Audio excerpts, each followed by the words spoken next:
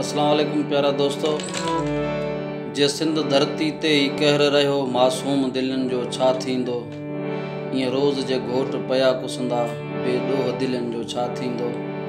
हीउ जेको ताज़ो हींअर वाक़ियो थियो आहे असांजी भेण नम्रता सां, उनजी भेटा में कुझु ही चो ॿोल क़बूल पवनि असांजे तरफ़ां ऐं असां नम्रता जे पोयनि सां उनजे दुख में बराबर जा शरीक आहियूं। रुनी सिंध आहे पुकारे नम्रता, रुनी सिंध आहे पुकारे नम्रता, तोखे केर हाणे विसारे नम्रता, तोखे केर हाणे विसारे नम्रता। रुनी सिंध आहे पुकारे नम्रता, तोखे केर हाणे विसारे नम्रता।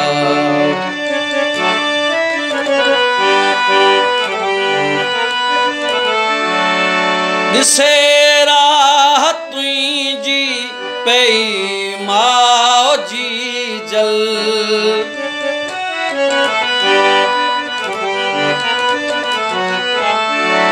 ॾिसे राह तुंहिंजी पई माउ जी जल, ॾिसे राह तुंहिंजी पई माउ जी जल। किथे आहीं बचड़ी थी सारे नम्रता, तोखे केर हाणे विसारे नम्रता, तोखे केर हाणे विसारे नम्रता।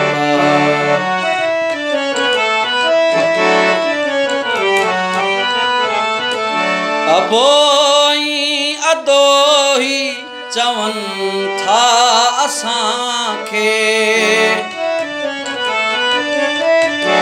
अबोई अदोही चवनि था असांखे, अबोई अदोही चवनि था असांखे।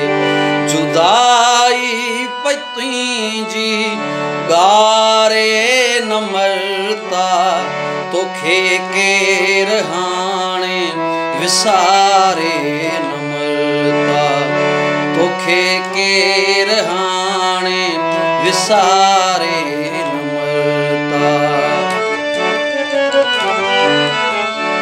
पया हथ ॾकी हन लिखी ग़ज़ल अॼु,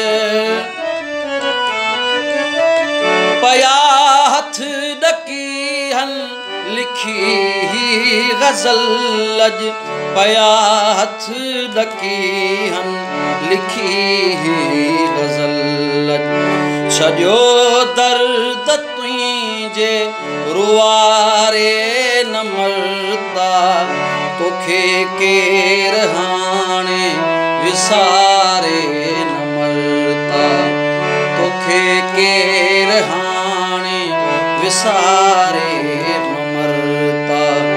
रुनी सिंध आहे पुकारे नम्रता, तोखे केर हाणे विसारे नम्रता, तोखे केर हाणे विसारे नम्रता।